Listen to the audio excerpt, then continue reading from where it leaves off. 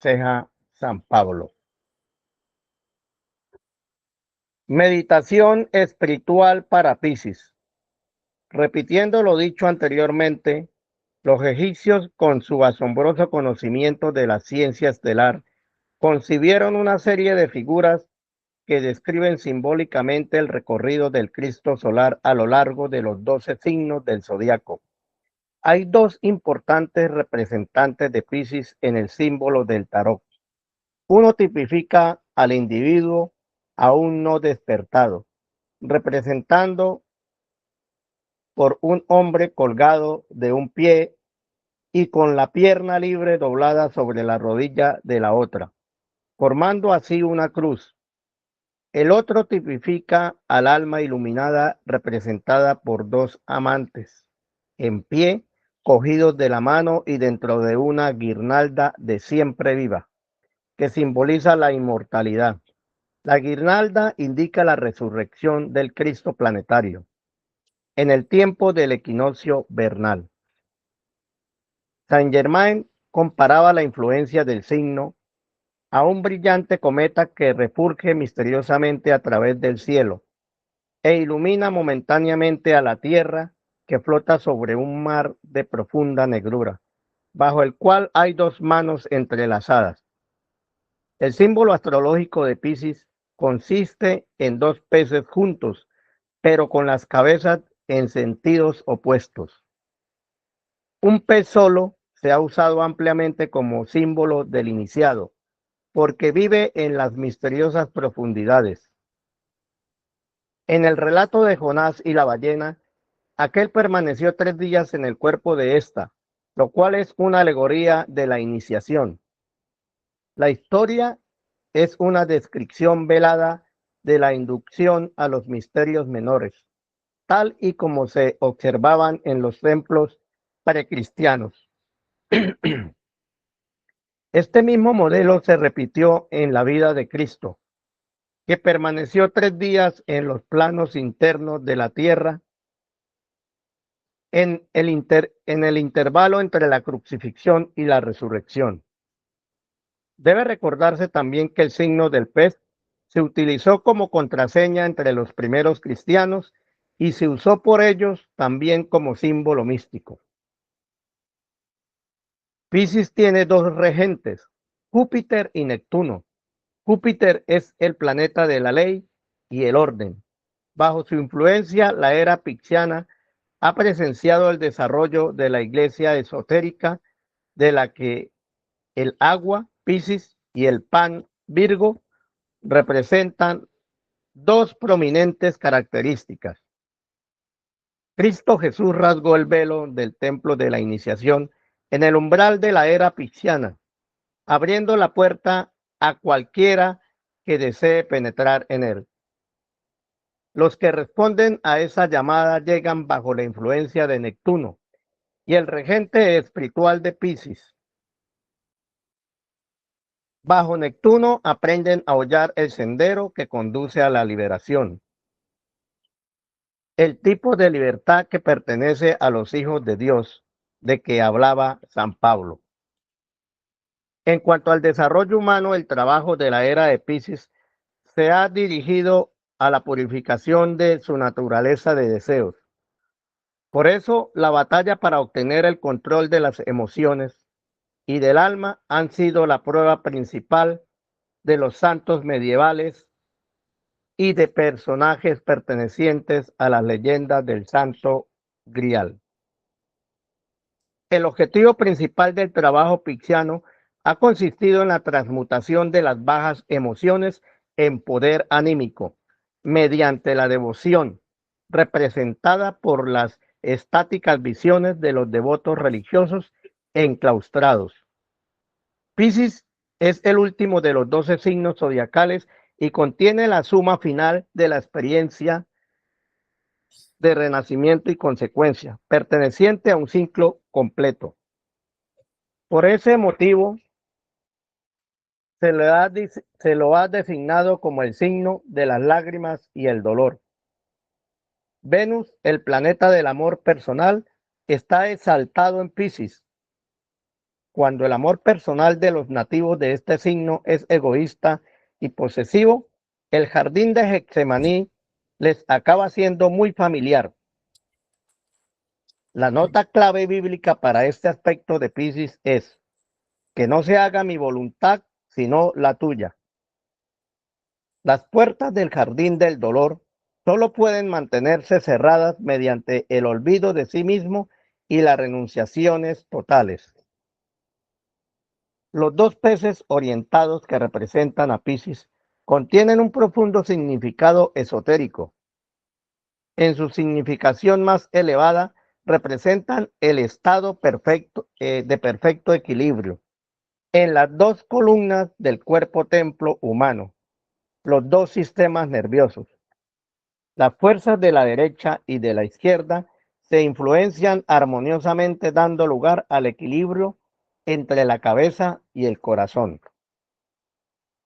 El espíritu contacta con el mundo objetivo por medio del sistema nervioso cerebroespinal, mientras que al mundo subjetivo llega a través del sistema nervioso simpático.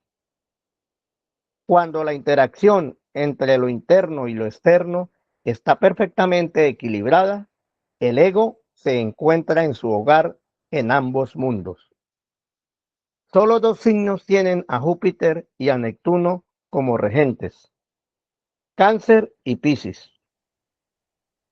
Júpiter gobierna las fuerzas del alma, Neptuno los poderes del espíritu. El peregrinaje zodiacal bajo Piscis unirá la esencia divina del alma con los poderes del espíritu. Este ideal supremo fue dado a la humanidad por la jerarquía de Cáncer y su consecución se producirá bajo la guía de Piscis.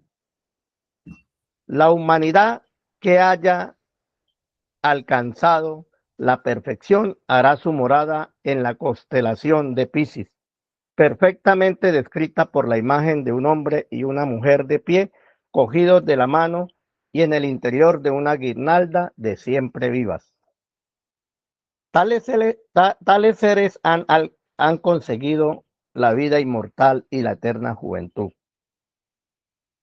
La nota clave bíblica de Piscis, emitida por primera vez por la jerarquía picciana en el gran Fiat creador: Dios creó al hombre a su imagen y semejanza. Resonará entonces triunfante a lo largo y a lo ancho de la tierra. Un antiguo aforismo astrológico dice que el nativo picciano está por un lado tan próximo al monte de la pureza y la bondad, y por otro al abismo de la autodestrucción, que ángeles y demonios están alertas para impulsarlo rápidamente por el sendero que elija. El jeroglífico que acompaña a esta descripción representa a una hermosa mujer. Un genio está arrodillado a sus pies y le ofrece las riquezas de la tierra, mientras que un ángel se cierne sobre su cabeza ofreciéndole sus tesoros celestiales, describiéndose así vívidamente la doble naturaleza de Piscis. Los nativos de este signo pueden encumbrarse hasta las alturas de la inspiración, y muchas de las almas más dotadas del mundo han venido bajo él. Pero sucede frecuentemente que sus dotes se malgastan a causa de una indulgencia con las desenfrenadas emociones piscianas. Piscis es el signo de la 12ª casa. El que nace bajo esta configuración está completando una serie de vidas terrenas y está por ello muy ocupado desembarazándose de las deudas de la ley de renacimiento y consecuencia engendradas en el pasado. La vida del pisciano es frecuentemente rica en variedad de experiencias y cargada de pesadas responsabilidades. Venus, exaltado en este signo, proclama que los dolores de Piscis originan generalmente ataduras personales en, en los demasiados tenaces. Piscis regenerado significa muerte del yo personal y la vida del alma inmortal. La muerte mística en este signo tiene lugar bajo la fuerza de Neptuno, planeta de la iniciación. Los que pasan por esta experiencia se convierten en pioneros de la nueva edad. El sendero de santidad a través de Piscis. Cuando el Sol está transitando Piscis durante el mes de marzo, la fuerza dorada de Cristo vuelve a surgir desde el centro de la Tierra y alcanza la superficie del planeta en una anticipación de la resurrección pascual. Como es el signo del dolor y la renunciación, Piscis tipifica también la crucifixión. Así como el Cristo cósmico experimenta el dolor de la renunciación y de la crucifixión al penetrar en la tierra en la época del equinoccio de otoño. Del mismo modo experimenta el espíritu de la tierra cierto vacío cuando el espíritu de Cristo abandona el cuerpo planetario en la época del equinoccio de primavera. Cuando la fuerza de Cristo se eleva y penetra en la envoltura de deseos de la tierra, las tentaciones se hacen más sutiles y las pruebas más severas. La admonición dada por el maestro al discípulo en todas las edades es: si alguien quiere seguirme, que se niegue a sí mismo, que tome su cruz y me siga. Es en este momento en el que el discípulo ha de aprender a seguirlo a lo largo del recto y estrecho sendero que conduce al Gólgota. Max Heindel comparaba este sendero como un campanario que se hace cada vez más estrecho y más empinado, hasta que no queda nada de donde agarrarse, sino la cruz final, y que constituye un ejemplo muy apropiado. Así es que por arriba la mayor parte de las iglesias aparecen con un símbolo vivido del sendero del discipulado. Las verdades conducentes a este sendero las tiene ahora perdidas la iglesia y las ha de reencontrar para ser capaz otra vez de ejercer el poder y la influencia que tuvo durante los primeros siglos de su existencia. La cruz de la renunciación ha de ser aceptada por todo verdadero discípulo que desee hollar el sendero de la santidad. Su cuerpo-alma no puede ser construido hasta que adquiera el dominio de sí mismo y renuncie de buen grado a los así llamados placeres del mundo sensible. Los poderes anímicos que se adquieren mediante la autoconquista capacitan así al iluminado para cambiar la cruz por una corona. Como ya se dijo, la constelación de Piscis será la morada de la raza humana cuando todos sus individuos hayan alcanzado la perfección. Los que aprenden a hollar el sendero de la santidad y seguir a Cristo hasta este último y elevado objetivo, han concluido sus ciclos terrestres de encarnaciones. Sus deudas de la ley de renacimiento y consecuencia han quedado saldadas y todos los lazos terrenales cortados. A tales seres se les conoce como los compasivos, los hermanos mayores que ya no necesitan lecciones terrenales. Son libres de pasar a una existencia gloriosa en la constelación de Piscis. Sin embargo, estos grandes seres pueden volver a voluntad en obediencia al precepto espiritual de que el que más ama es el que sirve mejor.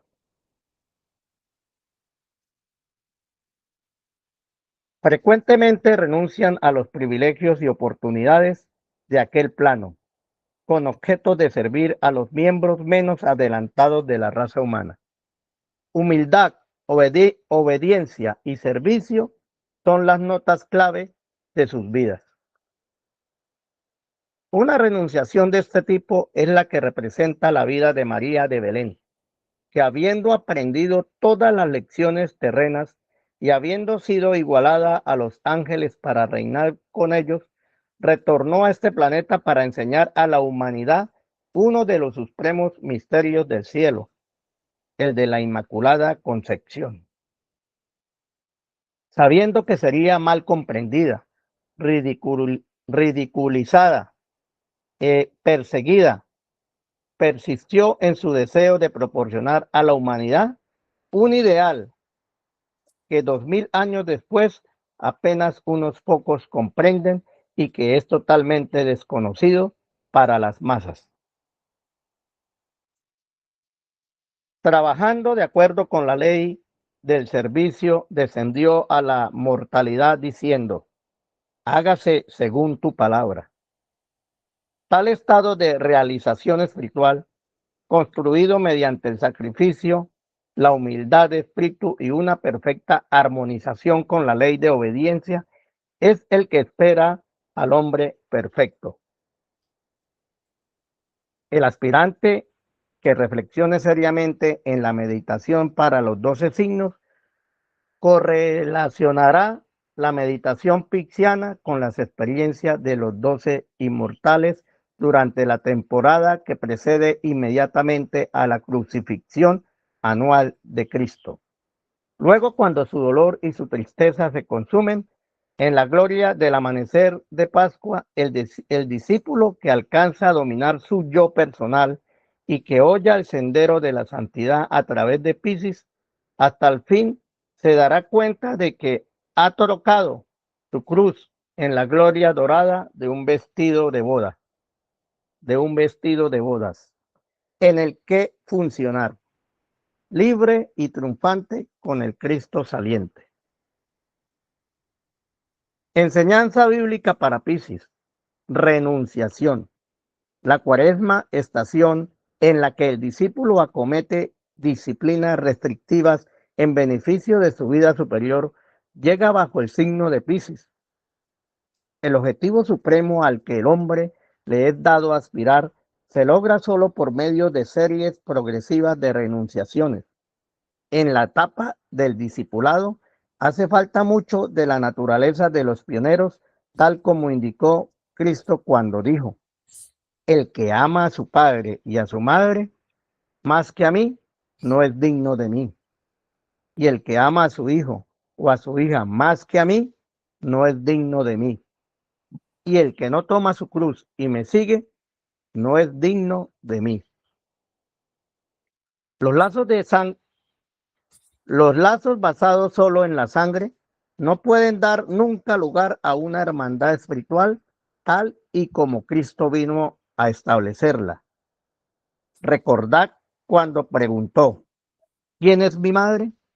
¿Quiénes son mis hermanos? Y cuando respondió a la pregunta de los suyos: porque aquel que hace la voluntad de mi Padre que está en los cielos, ese es mi hermano y mi hermana y mi madre. Se nos pide pues abandonar lo inferior por lo superior, ensanchar el parentesco hasta que incluya a toda la humanidad. Esto solo puede obtenerse cuando la personalidad separatista, egocéntrica, queda sometida al control del espíritu, el cual reconoce su unidad esencial con todos los espíritus, porque está indisolublemente emparentado a través de la paternidad de Dios. La humildad es la verdadera marca de la iluminación. Cuanto más sabia es una persona, tanto más sencilla y modesta es. Cuanto más aprende, menos sabe que sabe. Un verdadero astrónomo permanece reverente ante las vastas extensiones de los cielos estrellados, sabiendo que existen infinitos mundos más allá de su visión. Un verdadero ocultista se inclina en reverente sumisión ante una infinitud de sabiduría que excede su capacidad de comprensión. Se siente como un niño jugando en la arena a la orilla de un mar ilimitado y misterioso. Un magnífico ejemplo de humildad se puede encontrar en Pedro, el picciano de los discípulos. Pedro consideraba su máximo honor el seguir a Cristo y servir su causa. Cuando llegó la hora en que Pedro debió seguirle en la crucifixión, manifestó su propia indignidad para ser colocado en la cruz cabeza arriba, como lo fue Cristo, y pidió ser crucificado cabeza abajo. Y esto, un hombre cuyas emanaciones espirituales se decía que eran tan potentes que cuando su sombra caía sobre los enfermos, estos sanaban instantáneamente. Piscis es un signo de agua y el agua está correlacionado con la naturaleza emocional. Cuando uno obtiene el dominio sobre sus emociones, ha obtenido el control del elemento agua. Esta es la lección que Cristo enseñaba a Pedro cuando le ordenó caminar sobre las aguas. En aquel momento, sin embargo, Pedro aún no había dominado sus emociones. Si Cristo no le hubiera salvado, se hubiera hundido bajo las olas. Más tarde, cuando ya era regente de sus pasiones, Pedro caminó sin miedo para reunirse con Cristo. Esto se conoce en esoterismo como la iniciación por agua. Tras esta experiencia, Pedro experimentó el más trascendente arrobamiento de su vida. Pitágoras acostumbraba llevar a sus discípulos más avanzados a las orillas de un lago y allí, mediante el poder combinado y concentrado de todos, agitar la superficie del lago y luego calmarla, hasta que el agua reflejase la hermosura del cielo. Les aconsejaba acallar sus mentes hasta que ni el menor pensamiento las alterase. Cuando esto lo consigue un aspirante, se revela toda la gloria de su verdadero yo. Corinne Helin, Centro de Estudios de la Sabiduría Occidental México, en amoroso servicio.